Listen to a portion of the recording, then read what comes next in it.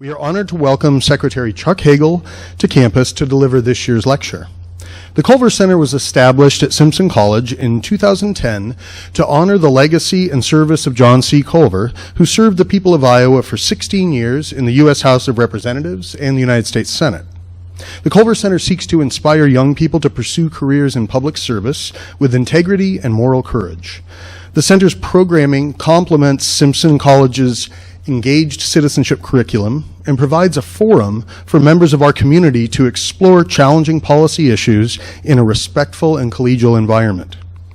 The center's nonpartisan programs seek to educate and inspire young people to actively participate in our democracy and encourage them to consider public service as their life's work.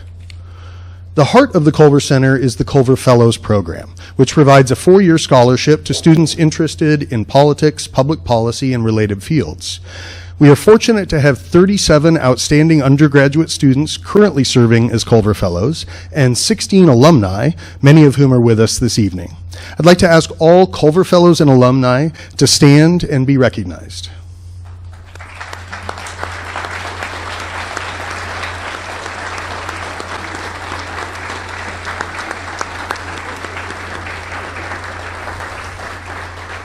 Thank you.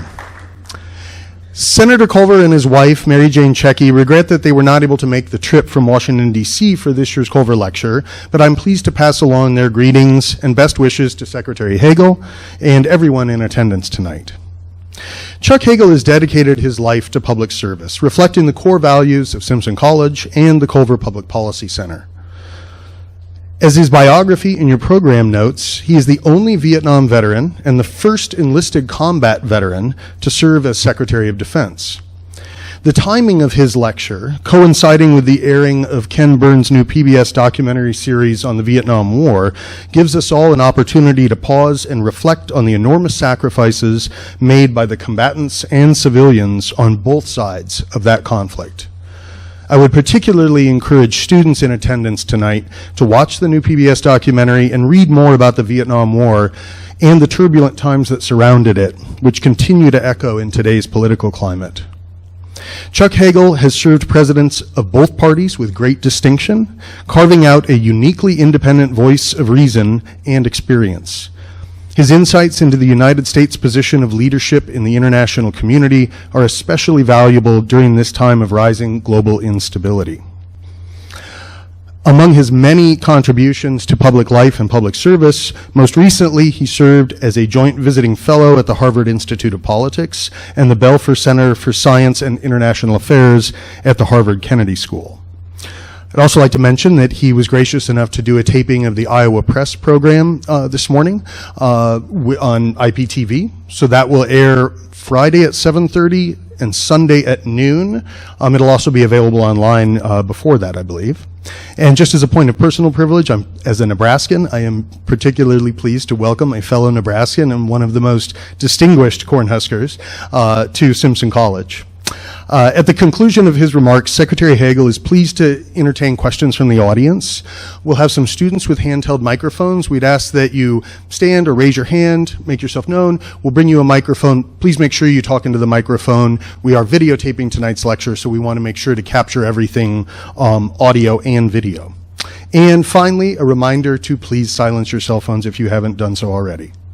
Now, please join me in extending a warm Simpson College welcome to Secretary Chuck Hagel.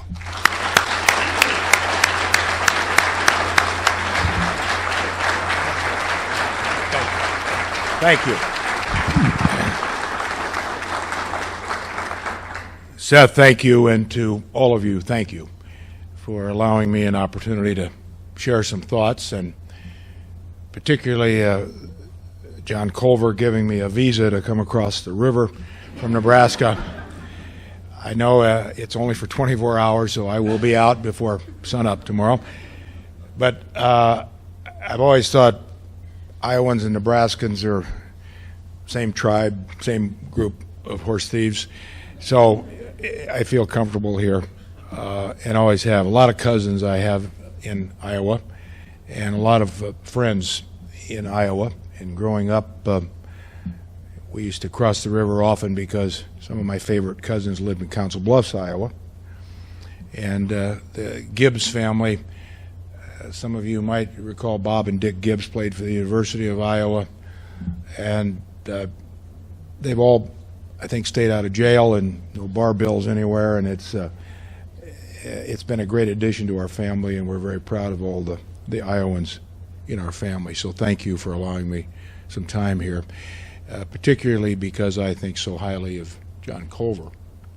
I never served directly in the Senate with John Culver. Our terms overlap, but I was a chief of staff to a congressman from Omaha at the time Culver was in the Senate, and had some interaction, not with the senator himself, but with his staff. And then when I got to the Senate, John was running the Institute of Politics, as you know, at Harvard, and Ted Kennedy had asked me to go on the board. As he often so eloquently stated, Hagel is the token Republican on our board. And I accepted it for what it was. Culver made me sit next to him at the meeting so I wouldn't get in trouble. So I got to know John Culver very well. His wife, Mary Jane, who I know well, my wife Leibet knows particularly well because they have been very involved in St. John's Church in Washington for many, many years. And so, like every smart husband, you just tag along with your wife's glory and her activities. But both Culvers are dear friends, and I admire them both. So again, John, Mary Jane, and I'll thank them as well. I'm grateful for the invitation. As Seth said, I would like very much to see what's on your minds. So we'll leave some time here for questions or comments, insults, whatever, criticisms, whatever you'd like to pass along. I did have some time this afternoon to spend with the students, which I value very much for the reasons that all of us who are in that nebulous general category of senior citizens, we know that now especially that the world is in their hands. And whatever wisdom we may have gained over the years with our mistakes, if we can do anything to impart some of that, we try to do it. And I know everybody in this room feels the same.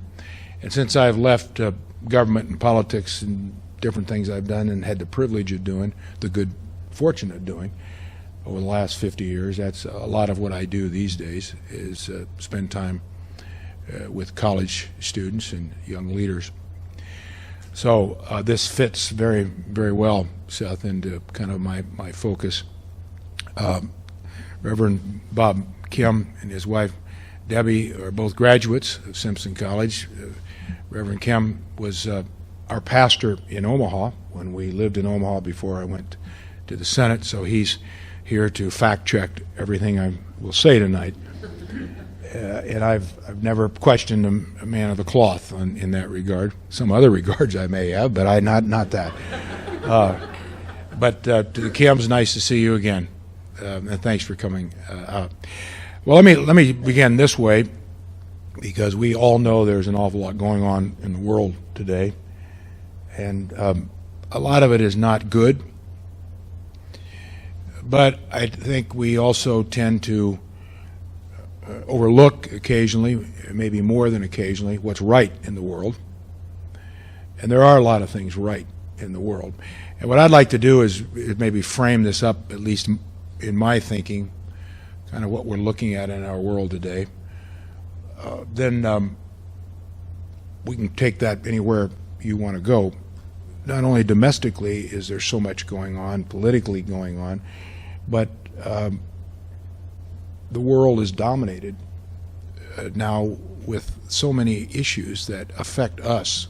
There's nothing in the world that doesn't affect us, because we, yes, are citizens of this sovereign nation, the United States of America, but we're also global citizens. All 6 billion people on the face of the earth today are global citizens, as well as citizens of their own countries. That represents the reality that we all live in a global community.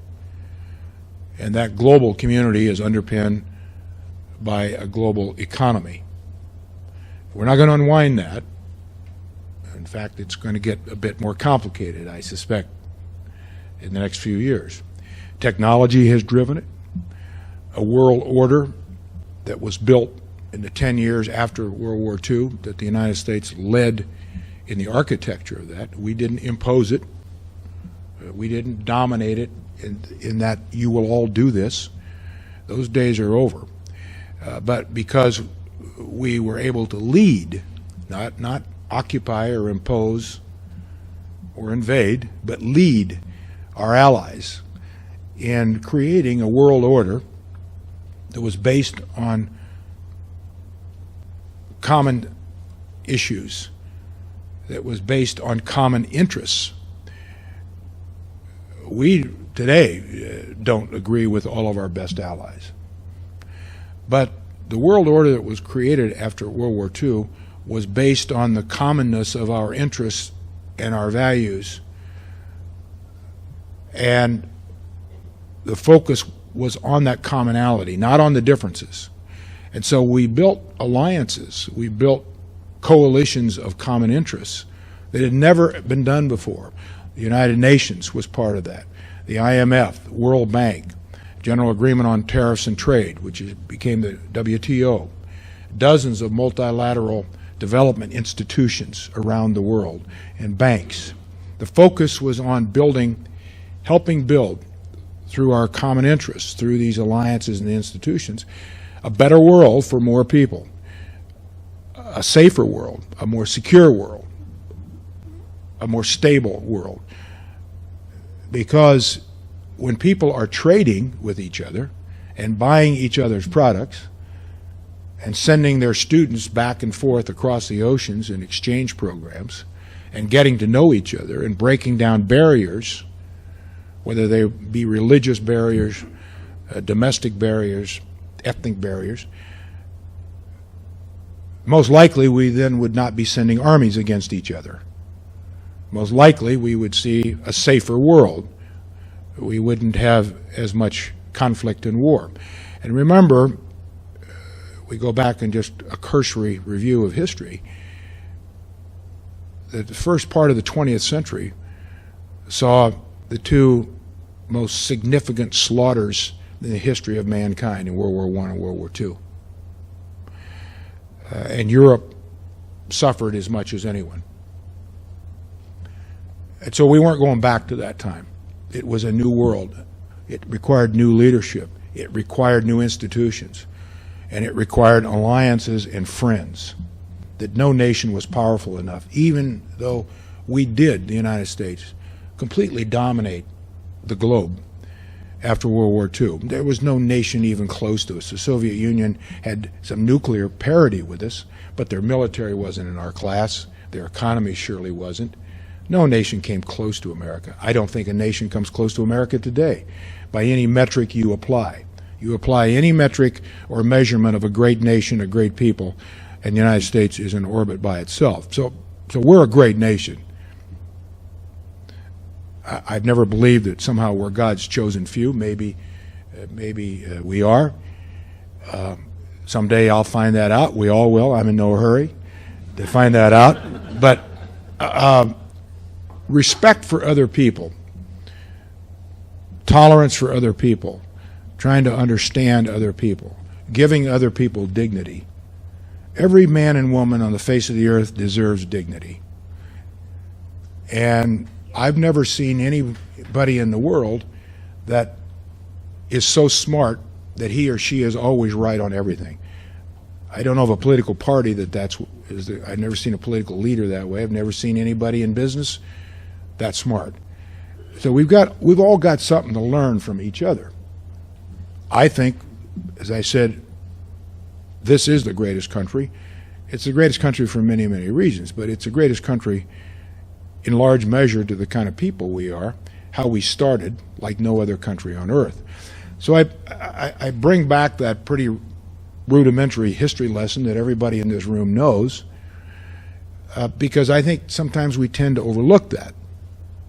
We don't recognize and take inventory of the tremendous value of our country and of our people, of our systems, of our structure, of what this magnificent Constitution has given us. And it's given us something that I don't think any other nation has. Other nations have constitutions, but it's given us a capacity to self-correct. Like each of us as individuals, we can self-correct. And we do. You may need a pastor to help you. You need a doctor to help you. You may need a therapist to help you, or your wife or your husband to help you. But you self-correct. You get better. You get smarter. I'm going to stop doing that. Countries can do that too. We do that. Why do we have 28 amendments to the Constitution? Well, we have 28 amendments to the Constitution because we didn't get it all right the first time around. Half the women, or half the people in this audience, the women, could not vote in this great republic 100 years ago. If you were a person of color, you didn't have any rights until starting with the 60s, when we passed a series of laws that started protecting African Americans and other minorities. And we still don't have it right. Better off than any country in the world, I think. But we can self-correct. We can do it without guillotining each other and without killing each other on the streets. Now, we have protests, yes. We've had violent protests, yes. But we somehow always come back together because we are a nation of laws, we have a constitution, and we are a nation, a fabric of people of common sense. I mean, I think that's as much the value of our people in America as any other value we have. Common sense. Just common sense. You don't need to know all the facts. You need to be informed. But just use your head a little bit and your heart a little bit, and you have the freedoms to think for yourself and express yourself, as long as you're not breaking the law or as long as you're not hurting someone else. Those are tremendously valuable values, and they need to be applied more wisely to world affairs, especially what's going on in the world today. When you look around the world today and you look at the troubled areas of the world, these are the parts, the regions of the world that were left behind after World War II. They did not benefit from the world order of post-World War II. That world order has been pretty successful the last 70 years. No World War III, no nuclear exchange. By any measurement or argument, there is more economic vitality, equality in the world today than there's ever been. More economic opportunity for more people than there has ever been. More education, more health care. Technology has transformed everything, and the advancement of every discipline on earth, science, medicine, you name it, it has skyrocketed. This has all happened within the 70 years of this world order that was built with American leadership and forming alliances with friends. No world order lasts indefinitely. Times change, challenges change, opportunities change, institutions have to adjust. This college would not survive unless this college was constantly evaluating, adjusting, adapting to what was going on in the world, to what was going on with young people's thinking. How has technology changed everything? Institutions become irrelevant. Alliances become irrelevant unless they adjust. The answer is not to throw them out, or just to say we're not going to trade, or to stop anything. I mean, that doesn't make any sense. It's fix it, make it better, adjust it, adapt. Every institution in the country does that, or they just don't survive. I mean, look at the economic shifts and changes in the world. I was in Nebraska for 3 days this last week, and I get out there often, do a lot of Nebraska, and move around little towns, and the constant shifting and adjusting in little towns, for example. You take any measurement of adjusting and adapting. those that have not done well at that, they don't survive. People will find other ways to make a living. They'll find other places to live, and they'll find institutions and places that are relevant to them and their families and do fit lifestyles that they want. And there's nothing wrong with that. It's choice. It's freedom that we have. So our world today is made up of so much of that, except for these places left behind. North Korea, certainly the Middle East, certain countries in South America, Venezuela, there are others. But overall, actually, a lot of poverty, a lot of problems, a lot of issues. But overall, the world is fairly stable. A lot politically is going on that we haven't seen for a long time. The rise of nationalism in Europe, Merkel's re-election in Germany, first time since World War II. Essentially part two of the Nazi organization has representation in Parliament. The ultra-right nationalists, and you're seeing that in every country. France, probably what directed Brexit, the UK withdrawal from the EU. Certainly we've got some of that in this country. But that's just the cycle of history and democracy and different demographics. But the focus must be on how do you fix this? What do we do about the Middle East? And what do we do about North Korea? The places that are in real trouble and represent real threats to us and to the world. There's where I think we need a serious review by our leaders of what worked in the post-World War II order.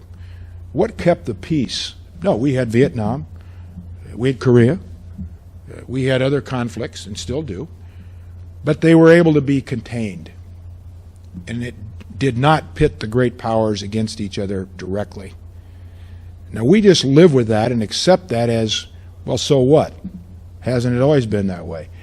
No, it hasn't always been that way. And it hadn't been too long ago when it wasn't that way. It wasn't very long ago.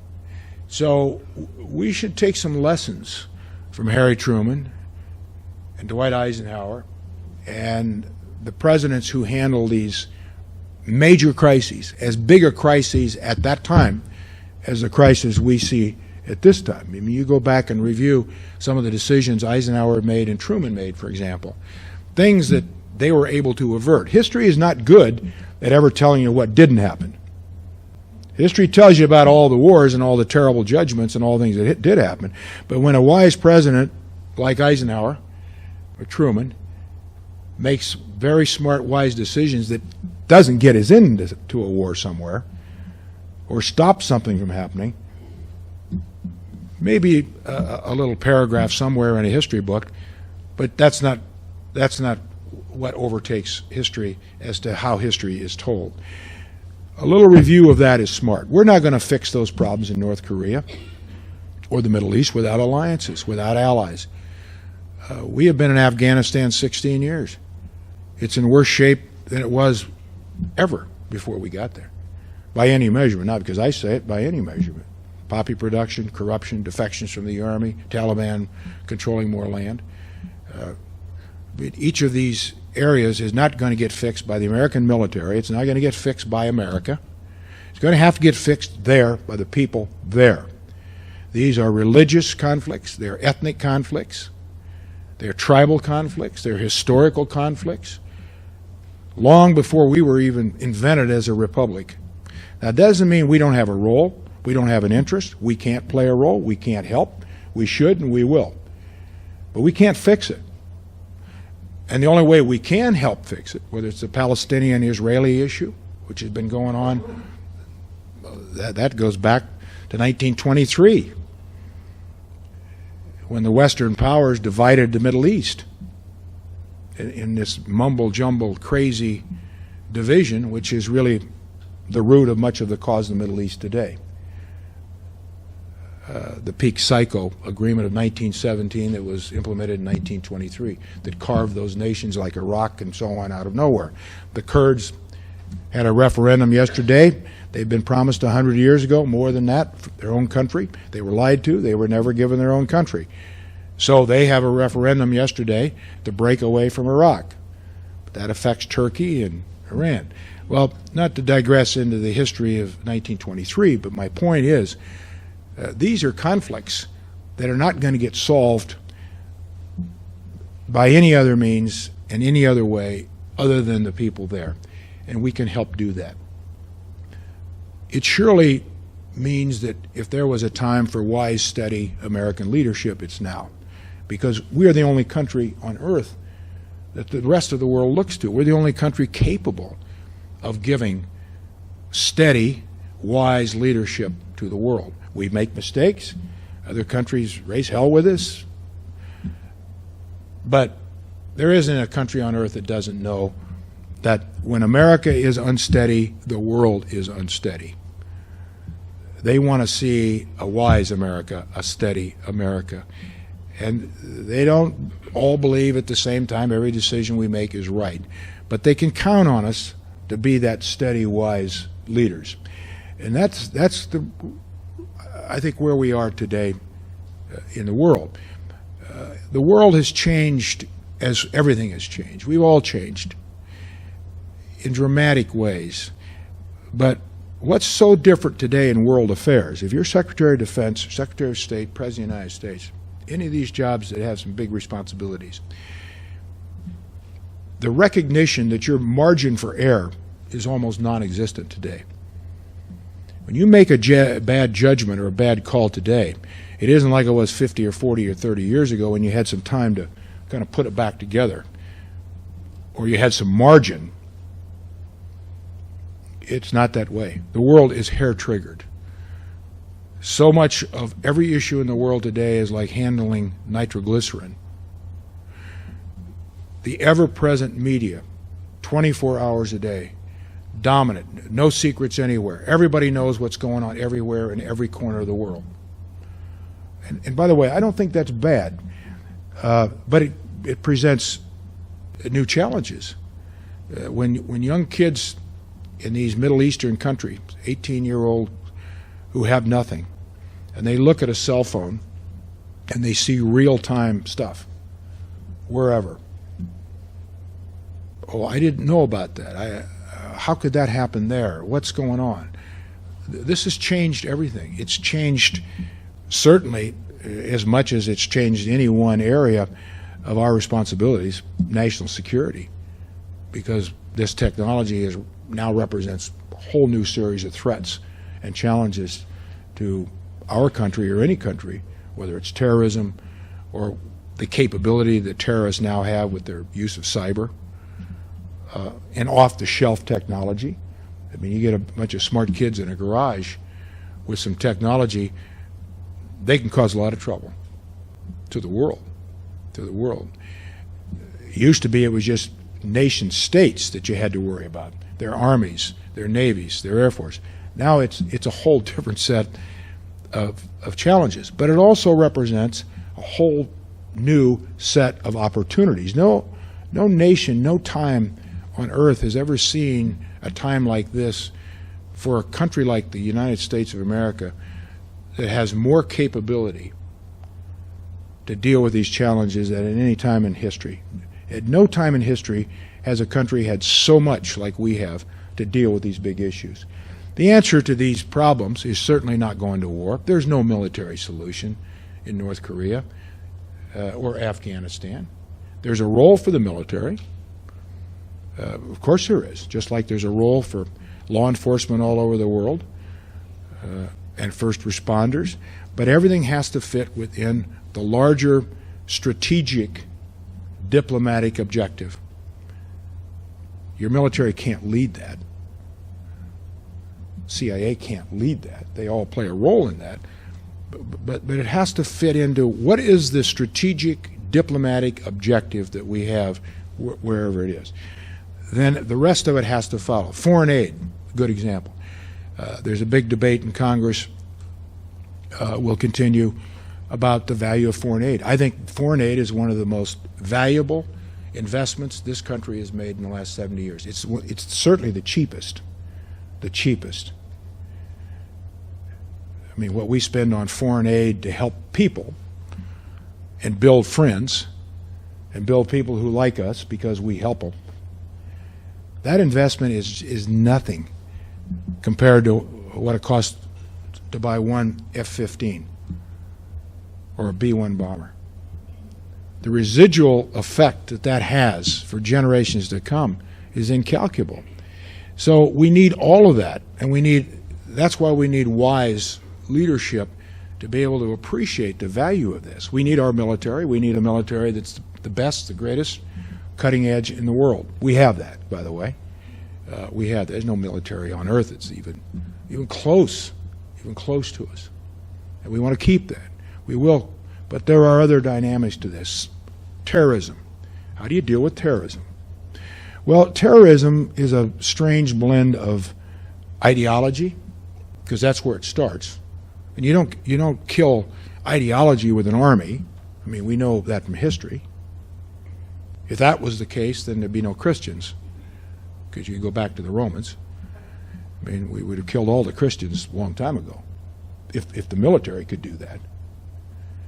Or there'd be no other religion, really. So that doesn't work. So the way you deal with it is recognizing, where does this all come from? How does it start? Do people just become terrorists?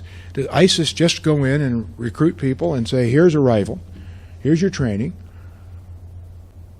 and we're going to distort religion, by the way, we're going to distort what Islam is and lie about it. And so now you're a terrorist, and this is your job. It doesn't happen that way. It happens because these people are products of what I was talking about earlier, the regions of the world left behind that have been locked in cycles of despair. When man is in despair, when man has no hope, well, what do you think he's going to do? What do you think he's going to do? Do you think he's more vulnerable to this kind of stuff that ISIS puts out and Al-Qaeda puts out? No, an 18, 19-year-old male in the Middle East, no education, no job, no prospects, no wife, no future, no respect. Nobody gives him dignity. I'll give you dignity, young man. I'm going to train you to kill people. Here's a rifle. Put a little uniform on you. You'll do it for Allah, and you'll be somebody, pal. And you're going to be able to eat. Well, what's my alternative? Now, this is not a recruitment statement for ISIS, what I'm saying here. I'm giving you how it happens on the ground. And so we've got to start going deeper and figuring out what we do to stop that. Because you can kill as many as you want. When I was in Vietnam, the body counts, if any of you are following the Ken Burns stuff, these body counts, it was ridiculous. We lied all the time about body counts. When I was Secretary of Defense, I said I don't want to hear any body counts anywhere. Because you don't measure anything with body counts. I remember Don Rumsfeld sending a memo to his chiefs of staff at the front end of Afghanistan and Iraq, and Rumsfeld said, "Are we producing more terrorists than we're killing?" Because he said, "I think we are." Well, look, we were. You'll never kill them all. You'll never wipe out civilizations. It isn't going to happen. It will not happen. So you better get smart and figure out a better way to do this. And I talked earlier about alliances. How do you stop ISIS from what it's doing, and Al-Qaeda and al-Nusra attacks in London, different cities? We've been fortunate so far. And that hasn't been by accident. We've been fortunate, yes, but because we have hundreds of thousands of Americans every day who go to work. Some are in the military, some are in intelligence agencies, some are TSA, some are Coast Guard, some are in bureaucracies and government agencies you've never heard of. That's how we're stopping them. Is our people are smart enough and we have good enough systems to stop it. Doesn't mean that they can't get in somewhere. We're the most open, transparent nation in the world, and the freest and most mobile. So, we've got to realize that these people that work for us in our government are not lazy, bad people like a lot of politicians want to make you believe it is. And nothing riles me more than I hear cheap politicians, Republicans and Democrats, vilifying the government in Washington. As I said, who keeps you safe? It's not the big mouth congressman or senator that's keeping you safe. It's those people they're vilifying. What you do with that strength is you build alliances with law enforcement in our European communities, our friends in Asia, to stop these things happening before they ever can get started. Our law enforcement, our intelligence agencies must cooperate.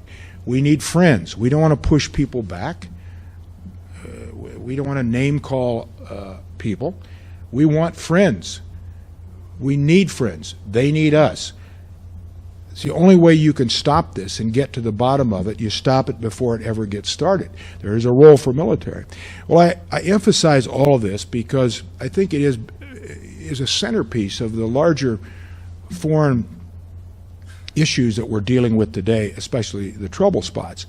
And, you know, and I don't know all the details. I've been out of this thing for a couple of years. I still very involved. I'm on the RAND Corporation board, and I still stay involved in a lot of things. So I'm probably pretty well informed.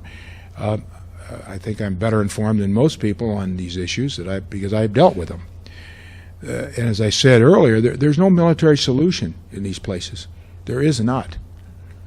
Does that mean that we couldn't completely defeat whatever you want to define as defeat, North Korea?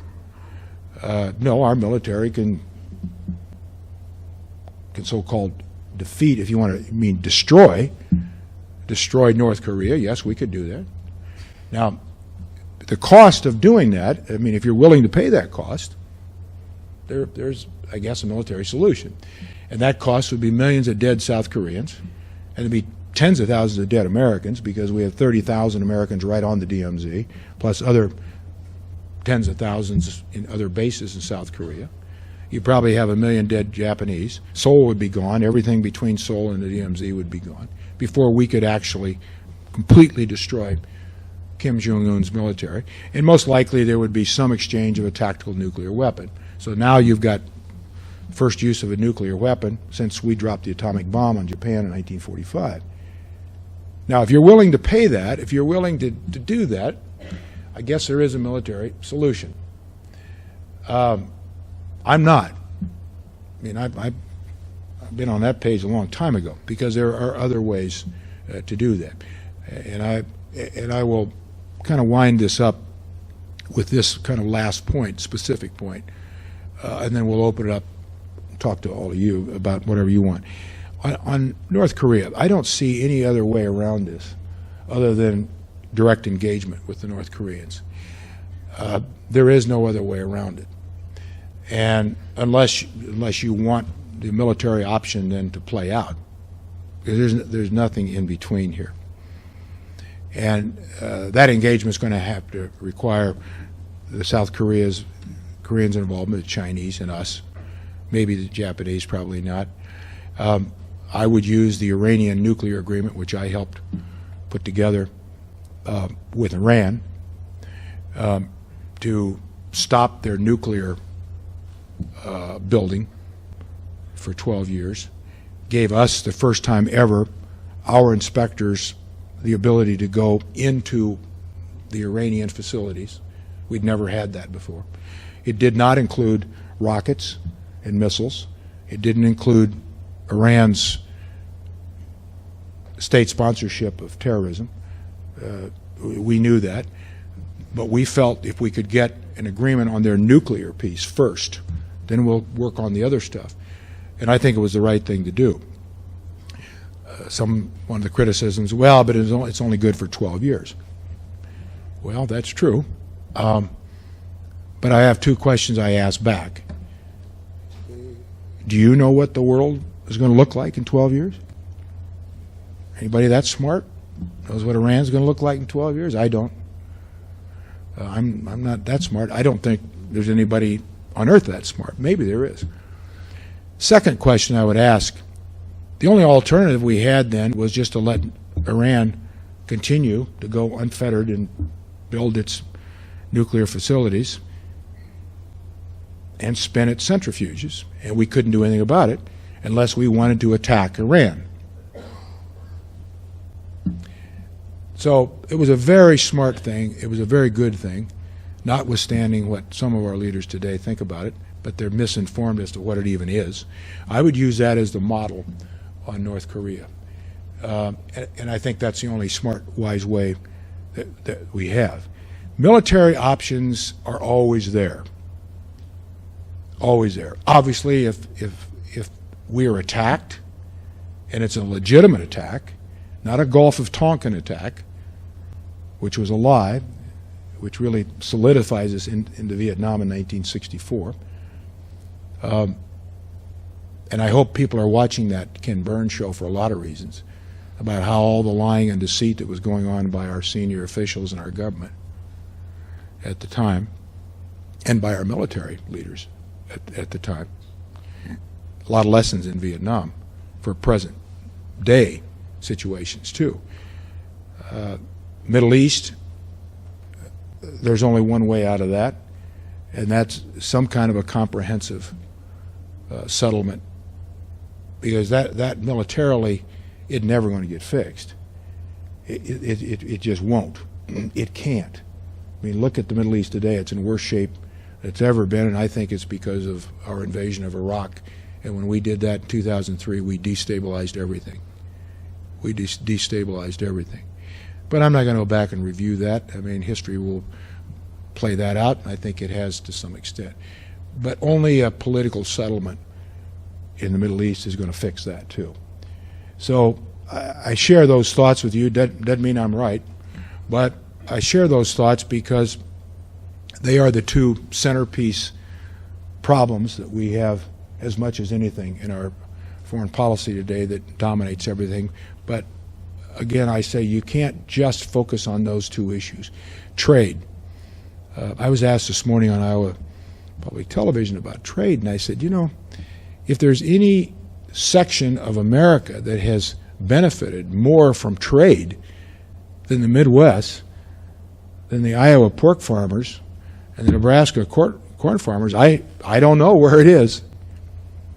And if you would unwind NAFTA and you start unwinding these treaties, it's insane the good that has come out of those for our country, every one of those trade agreements. And it isn't just trade and what it's done for agriculture, for example, but it's goodwill.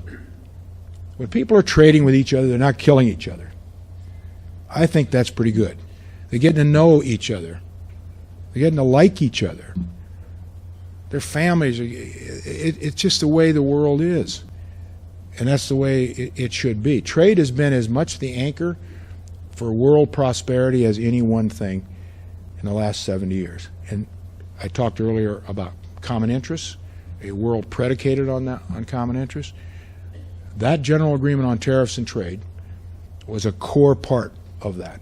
And so it has been right up until today. Our tools are there, our facilities are there, our abilities to do these things are there, and we just need to be wise enough to take advantage of it and believe in ourselves and not doubt ourselves. Question yourself, sure, we should do that all the time with each other, but believe in yourself, believe in our system, believe in who we are, that we can figure this out. We're just much better than what we're showing. And I think if there was politically one reason that Donald Trump went to the White House, it's because of that one thing, that political environment last year. The people of this country were fed up with Washington, its politicians, its politics. They were disconnected. They thought the leaders weren't taking care of them.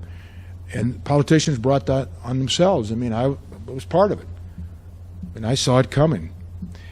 I didn't run for a third term in the Senate because I didn't like what was happening. I saw what was happening. Just a breakdown in basic civility. I mean, people weren't even talking to each other. And if you were with one party to talk to the other party, you were called names by your own party. I was called a rhino many times, Republican in name only. Well, the people who shoot their mouths off about that, they never know the facts. So I once challenged some fellow on that, and I said, do you know what my voting record is? Well, because you question your president on Iraq, and you're not supposed to do that. I said, well, first of all, you don't understand the Constitution. There are 3 co-equal branches of government. We don't work for the president. But if you think we do, go read the Constitution, my boy.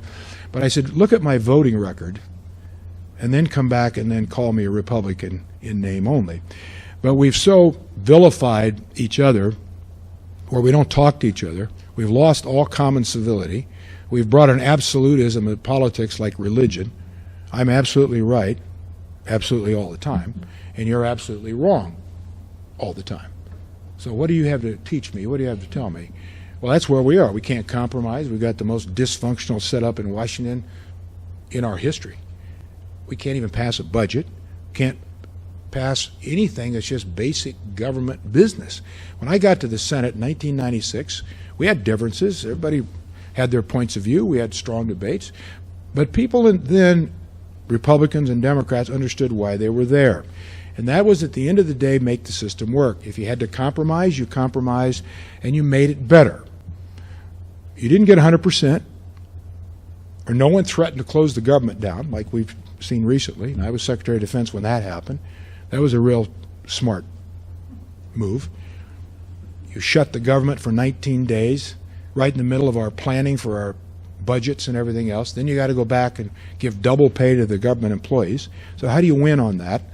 Because a bunch of petulant kids said, my way or the highway, or I'll close the government down. And they're even talking about that possibility today. I mean, it's insane. You worked it out, and you made a better country. You produced something. Ronald Reagan used to say, if you can ever get 70 or 80% of anything, take it right now. Take it right now. And I think of over 6,000 votes I cast on the Senate floor, the same the other day, other than maybe a Mother's Day resolution, most of those bills, I don't think I ever was completely satisfied. I voted for it. I would have liked to have had 100%, 60, 70, 80% of what I wanted. So that's pretty good. Because that, at least in my opinion, that makes the world 60, 70, 80% better, and our country that much better. And we're going in a better direction. And that's the way the system's got to work. We'll come back. I told the students today, it's up to them. This country's too good. The fiber of this country is too strong. Our people are too good, and they will come back. And I'm particularly encouraged with young people's interest in politics and in government and public service. You don't have to be president or a senator or a congressman or a governor for public service. There are a lot of ways for public service. I start with teachers, by the way. I think teachers are the most important public servants we have in our country, teachers. But so many ways. You are all involved in public service in some way. Volunteerism, coaching, mentoring, something. You're all doing something. And that's, again, the strength of who we are. That's all going to come back, and I think it will come in an alignment that we've not seen for a while. And we go through these cycles. We go through these cycles. We had to go through this one. And there'll be another cycle that will be going up if we can stay steady and wise and we don't make the big mistakes. We make mistakes. I used to tell President Obama, Mr. President, we're not going to get it all done. We're going to make some mistakes. We just don't want to make the big mistakes that you can't recover from. Well, you've been very generous to give me some time tonight. And again, thank you for coming out and all the things you do for your community and in this college and for our country. Thank you. And I'd be very happy to respond to anything you all want to talk about.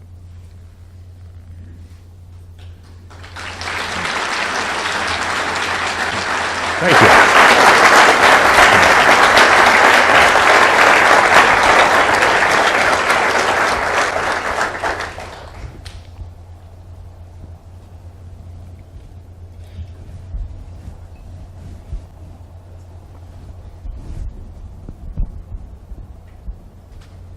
You can use my mic. How's that? So, how are you? Good. You want to go dancing? You want to go dancing or something? Or what do we got? Go on, okay. Hi, I'm Jane Brimmer. Thank you for coming. You were delightful. No, thank you. And I just can hardly believe you're a Republican. I must say. Okay, Stop right there. I don't know. I don't think this is going to go to a good place. I don't know. Okay, so we have President Trump. Yes, we do. And you remember why. Next question. You follow. No, I You follow the money. Yeah. So you take a look at the proposed budget. Yeah. And there's a 30% decrease to the State Department, who had, and I don't know how many of key positions there are not filled. Right. Significant ones too. Yes. Yes. And Most ambassadorial posts are not filled. Exactly. Yeah. Yeah. This isn't the. No, I mean, People in plus the mailroom, assistant this is- secretaries. Yeah, you that's got. right. Yeah, you got it. And then you have the increase for military spending in the range of 15 to 20%. Right. 700 billion is what they're talking about Yes. now. Yeah. I worked with the military, and as did you, and Mm. in many cases, they really didn't even know how much money they had. They had so much. So, do you have a question? Yeah. So, yeah, you're right. So what do you think is going to happen if that all comes down? How You mean if the current proposals of the Yes, budget come down? absolutely. You're going to go sit down and I'll tell you. Thank you. Good to see you. Thank you. Okay. Well, first of all, on the 30% cut on foreign aid that the Trump administration submitted in its budget, you probably also recall that the Republican chairman, because the Republicans control Congress now, as you all know, the Republican chairman of the Foreign Relations Committee, Bob Corker, as well as a number of Republican senators said, this is never going to happen. This is insane. Oh, did he? Thank you. That didn't surprise me. We can talk about that later, but as to why he's not. But anyway, the Republicans were the first to come out and denounce Trump's budget, not only on foreign policy, but on almost everything else, on cutting EPA and all those things. So the Trump budget ain't going anywhere. I mean, it is truly dead. And the Republicans said that. So the Republicans, essentially, along with the Democrats, but the Republicans are in control, they'll write their own budget. Now, the one thing they do agree on is the Defense Department. Trump said we need more money for the Defense Department. Republicans have always been saying we need more money. So that will stay. That part of the budget will stay, the $700 billion. Now, how do I feel about that? Well, I was the first Secretary of Defense that had to deal with sequestration 5 days after I was Secretary. And the comptroller came into my office 5 days after I was in the office, said, Mr. Secretary, this is not going to be a good day. And I said, well, it's part of the job. He said, no, I mean, yeah, every day's not a good day, I know, but this is going to be a very bad day. I said, why is that? He said, sequestration just hit today, and we're going to have to take another $50 billion worth of cuts in the next 11 months. We didn't budget for, we didn't plan for. This is on top of the $50 billion budget cut that was already coming down from the 2011 budget agreement between Obama and the Congress. So that meant that I was going to preside over a Pentagon my first year that was cutting $100 billion from the budget. Now, the Pentagon's got a lot of money, but cutting $100 billion and half of that not even being planned for was a big deal. We had to stop training. All training, those of you who are in the military now or have been know what that means. I mean, basic training, nobody flew, the ships didn't go out, nothing. It was unbelievable. It was dangerous, very dangerous for the security of this country. And both parties are to blame on that, by the way, the Democrats and Republicans. And the reason, when I was talking to my predecessor, Leon Panetta, who's an old friend, and he said, I was told by the White House not to worry about it because nobody would be crazy enough to let it happen. Well, they were crazy enough to let it happen, and it did happen, and sequestration is still the law of the land, by the way. That is the most irresponsible, dangerous way to do anything, and it's a tremendous abdication of responsibility by the Congress. Both parties are absolutely to blame on this, by the way. But other than the military budget, which I agree that I think they do need more because we've been taking hits and taking hits, and if you're going to continue to ask your military to do more, then you've got to give them the resources. You've been following the ship accidents? Major. Now they're finding out more and more what happened. Overworked, undertrained, essentially. And these kids are pulling 90 and 100-hour duties out there. And now, there's responsibility all the way up the chain on that. The admirals in charge and captains in charge should have been alerting and so on and so on, but the military has a culture. You know this, everybody who's ever been in it. It's one of their greatest strengths, but also one of their greatest weaknesses. Yes, sir, we can do it. Take the hill, but I'm only going to give you 5 people. There's a battalion of VC up there. Yes, sir, we can do it. They can't do it. They know they can't do it. They'll be slaughtered, but they'll salute and say, yes, sir, we can do it. So they need the increase. If the American people are going to ask them to do more and more, they're going to need it for the training and so on and so on. I mean, I don't know about $700 billion, but they definitely need a bump up. Our ships are very old. Our planes are very old. We're running ships that are 45 years old, destroyers, and we can't retrofit them anymore. There's just no way you can glue them back together. We're running B-52s that were made in the 50s. And the aircraft today are so sophisticated, the cost of these things is unbelievable. But one last point on this, and I know this is getting a bit far afield from your question, but I was often asked about bringing the size of our forces down. And if you remember, we had really built the forces up for Iraq and Afghanistan because we had 190,000 troops in Iraq at one time, 170,000 in Afghanistan. I mean, we had huge armies. And of course, all the support that goes in behind that. Then we had 3 times that many contractors there. I mean, it was unbelievable. Nobody knew what was going on. Billions of dollars being wasted, and inspectors general were in there all the time and coming back to the Congress saying, you know, there's $4 billion wasted this month and $5 billion. Nobody knows where this is going.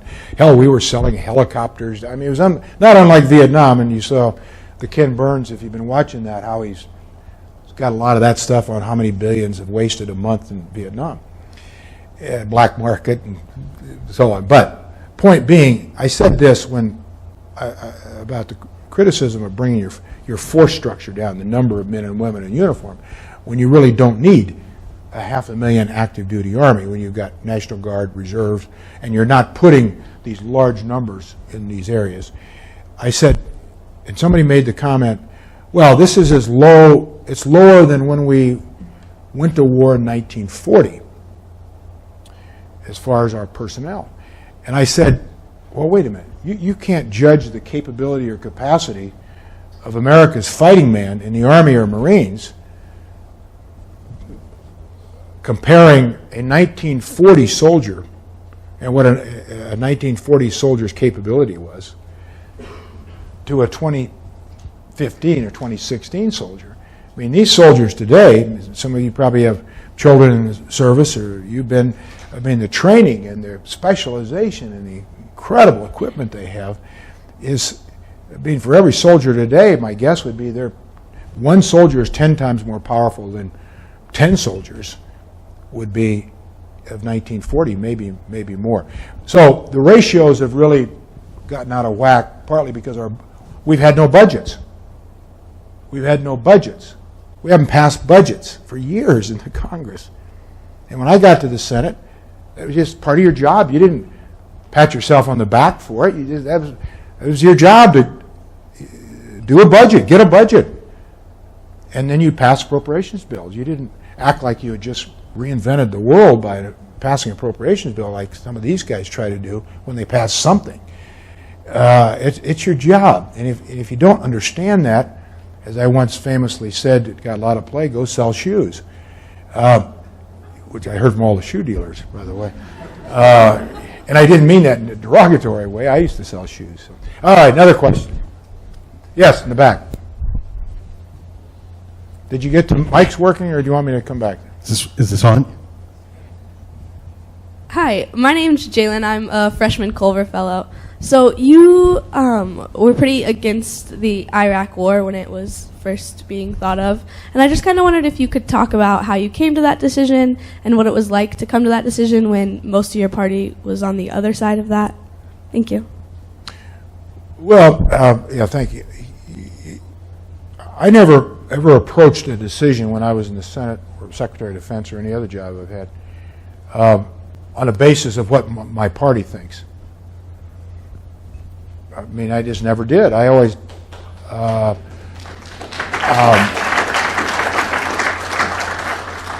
always approached on the basis, well, I'm the elected senator from Nebraska, so the people who elected me, I hope elected me because they have some confidence in my judgment, or at least I'll try to understand the problem and then hopefully make the right decision. I can't do that if I'm worried about my party's position or my president's position. So that's why I always came at everything, on Iraq or anything. And I suspect if I had not had the experience I had in Vietnam in 1968, when we sent over 16,000 dead Americans home in that year. I mean, people of America today, it's hard for them to, who were not around at the time, to even believe that could have happened, that America would stand for that. Over 16,000 kids came home dead that year. That was 68. If I had not had that experience, and that was the year I was there, I'm not sure I would have taken the same position on Iraq.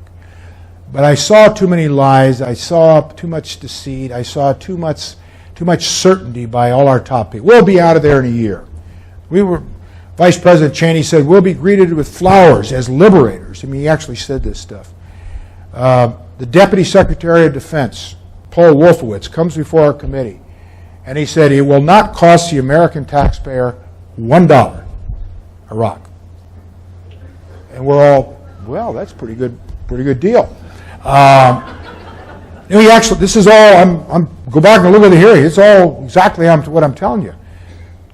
So I asked him the question, so how is that going to be paid for? He said, well, we're going to take the oil, the Iraqi oil, and the Iraqi oil will pay for it. I said, well, I think that's illegal. I don't think you can. Well, we'll work it out with the government. I said, what government are you talking about? Whose government? Because I used to ask that question. Okay, you're going to get rid of Saddam Hussein. That's actually pretty simple. Because Saddam Hussein was a joke. If you remember, we had 10 years of overflights. He couldn't even sell his own oil. All of his oil had to go through the UN. He only controlled 40% of his country. He was a joke. And he played this game of cat and mouse. Well, maybe I have him, maybe I don't, for one obvious reason. He didn't want to let anybody know he didn't have weapons of mass destruction. I mean, that's the way he thought. So taking him out was pretty easy. And so we had all the bragging, shocking on, oh, we did all this to this little tin-horn guy who had nothing. And that's good. So what happens next? I asked Wolfowitz, well, who governs? How does that work? Well, I know there'll, I suppose, be a government. I said, how does that work? Who's going to govern? Who decides who governs? Who finances that?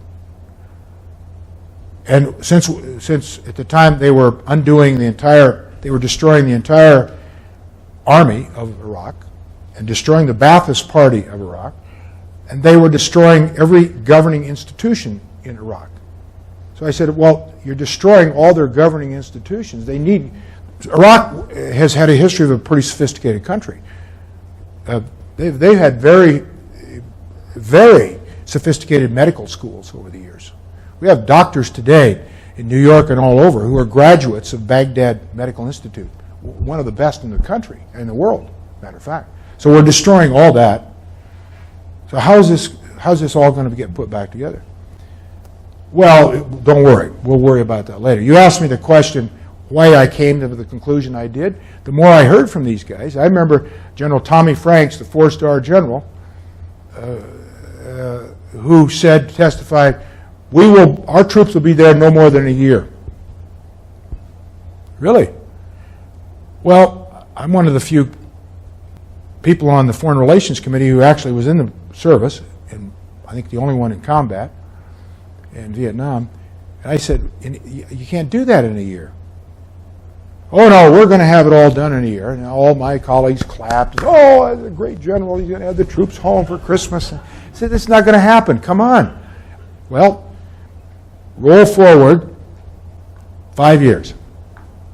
And in December of 2008, it wasn't Barack Obama who pulled America's troops out of Iraq.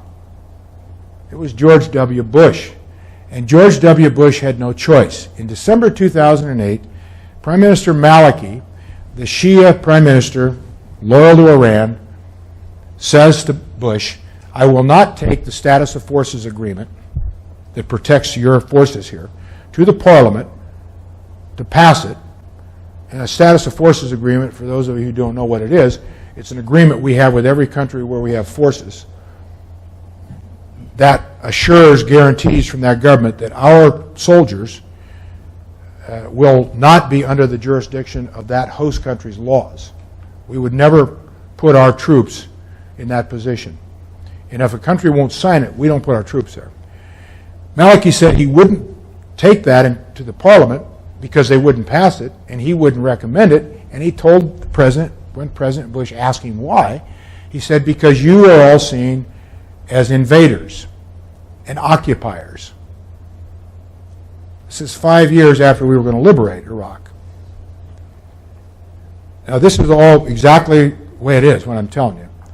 And so in December 2008, before George W. Bush left office, he signs an agreement to have every American troop out of Iraq by 2011. That's what happened in Iraq. It wasn't Obama that pulled them out. Now, Obama campaigned in 2008 against Iraq, said it was a bad decision to go to Iraq, so on and so on. And then Obama, when it came time to the Republicans to put pressure on him, well, we ought to start putting some new troops in because we have a new prime minister now, and he wouldn't do it. And I recommended not to do it. And then eventually he did start putting, I think, 2 or 3, because of what the Iraqi army did. And I was there in March of 2014. In March of 2014, ISIS comes across the Syrian-Iraqi border and invades Iraq with this small little group of terrorists. There are 2 full divisions of Iraqi army regulars in the western provinces, the Sunni provinces of Iraq. All American supplies, tanks, armored personnel carriers, rockets, heavy machine guns.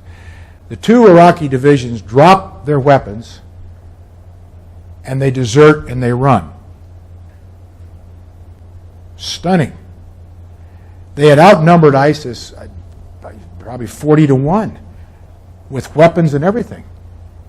And so ISIS thought it was a trick. We were picking this up on intelligence. ISIS thought this was some kind of a trick.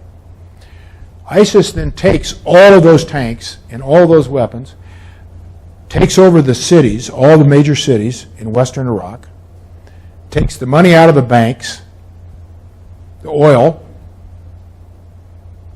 That's what happened there.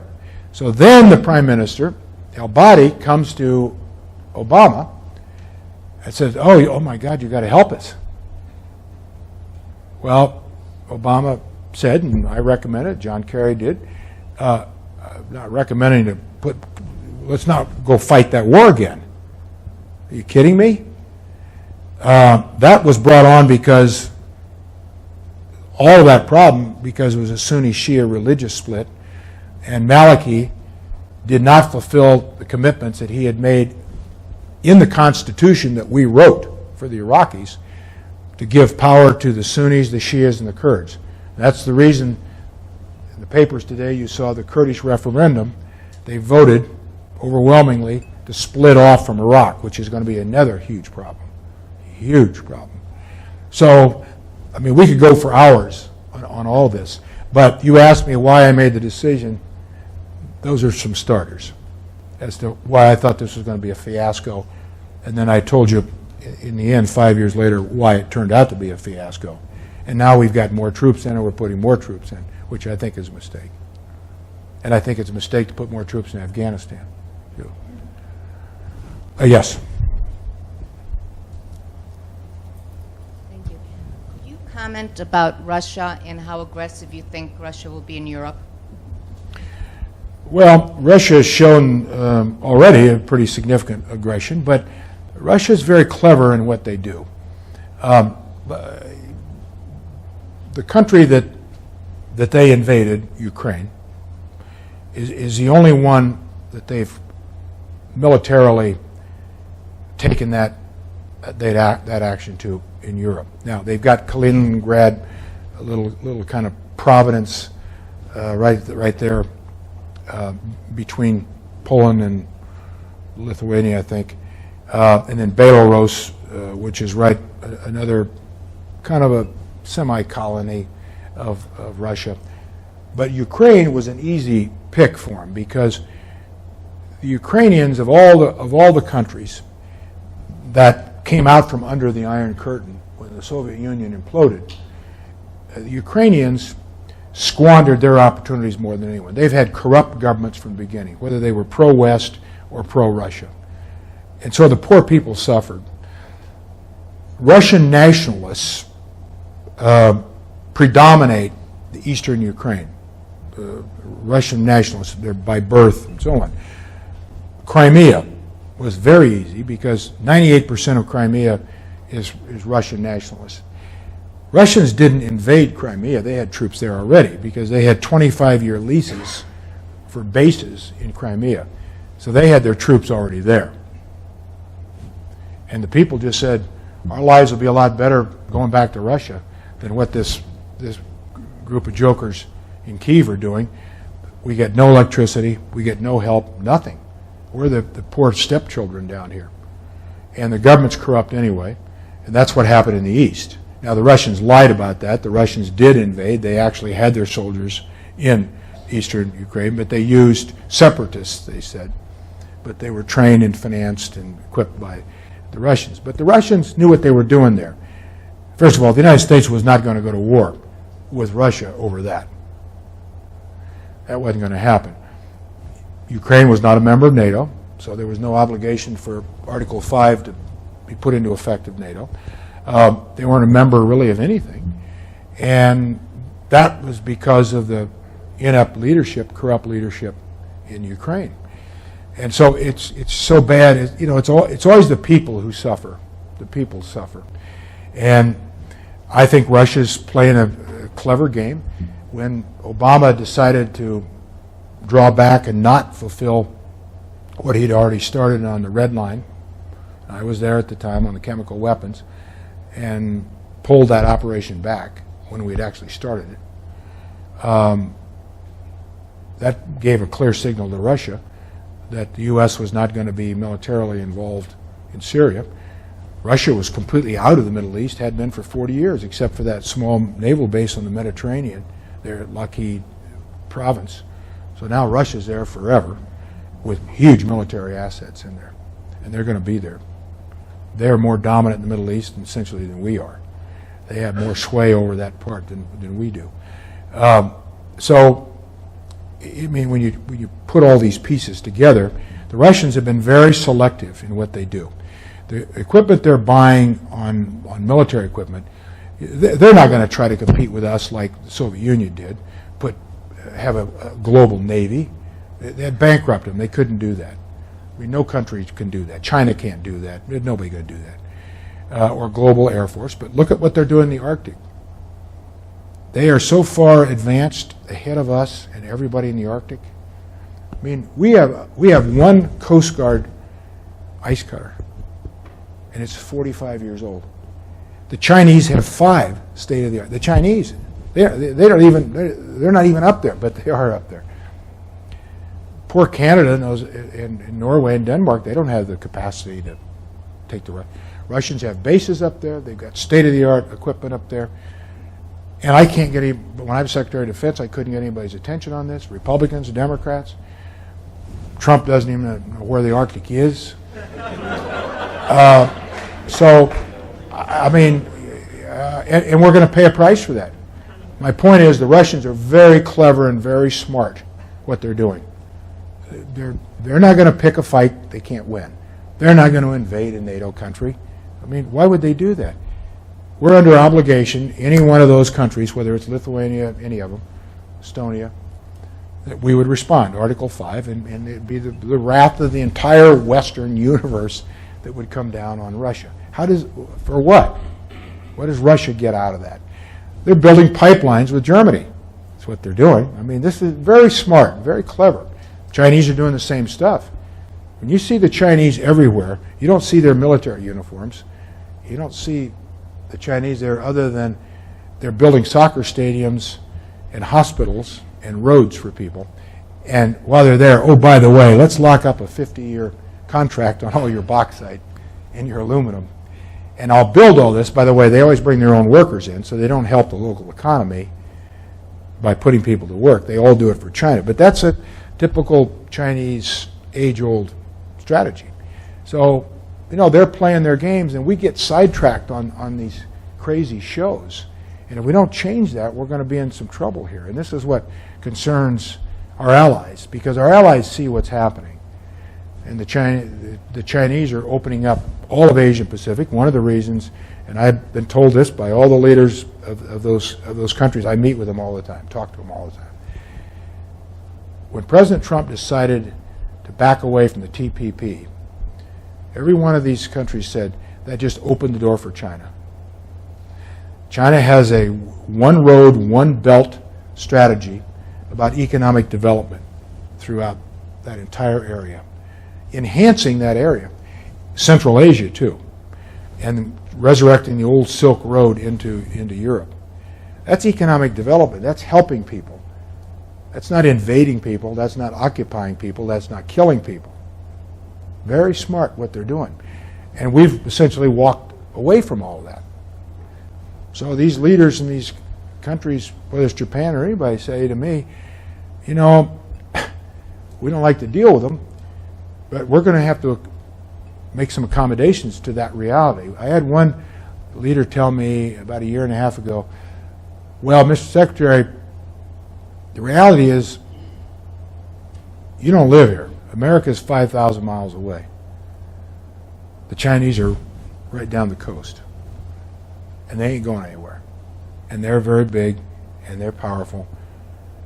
And you could put 100 more ships out there in the Pacific, and that's not going to stop what's going on. So, again, our foreign policy has got to really sharpen up with a larger focus on where we're going here. I mean, we get sidetracked on these sideshows and this crazy stuff, and Russia just keeps going right where it wants to go. China keeps going right where it wants to go. All these countries just keep doing what they want to do. And it's hurting us. It's going to really hurt us more with our allies and our friends, too, because they won't be able to rely on us. They can't trust us. And this idea that somehow they haven't pulled their weight. Are you kidding me? Does anybody think, really, that the world would be better off, America would be better off if we didn't have NATO and we didn't have the United Nations and we didn't have all these? And sure, because we're the biggest, wealthiest, most dominant country on earth, we pay more. I don't have a problem with that. It's certainly in our interest. It's the cheapest investment we can make, so we don't have to put our navies and our armies and other investments everywhere else. We help these other people defend themselves. Sure, we pay more to NATO. But we have a Defense Department budget that's larger than the next 25 Department of Defense budgets in the world put together. So I think we just got to be smarter and wiser, like I said, and then go back, as I said in my comments here at the beginning, go back and review how did we all get started after World War II. There's so much wisdom. When you read President of Creation, some of you probably read that. It's Dean Acheson's book, who was Secretary of State during that time, about how all this got put together. It's a magnificent story. We Americans who were born during World War II or after World War II, I was born in 1946, right after my dad came back from World War II, we think the world's just kind of always been this way. There aren't many people alive today that remember what the world was before World War II. And so we just all kind of think, well, there's not going to be a war. I mean, oh, God, this can't be that. Well, people just doing what America tells them to do. And, you know, and I think partly somebody said tonight, we were talking across the way, in many ways we're a nation that's historically very ignorant. We don't teach social studies anymore in most schools, or history really. And I'm not saying we should not teach all the technical courses, of course not. But boy, history is pretty instructive. But just basically, we've got a country that I am sure of that's ignorant about its own government.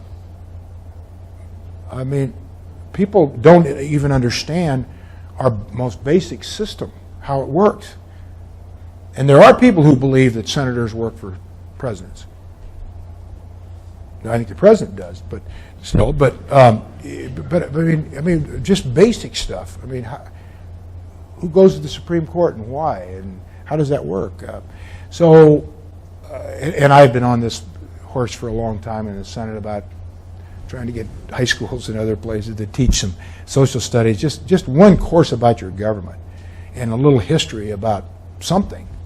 But if nothing else, it wasn't always this way, and it won't always be this way. And I think that's always the lesson of history. It won't always be this way. Well, you all have been terrific. I know you've got your bowling leagues yet tonight or something. I don't know. But it's been great being with you. Thank you very much.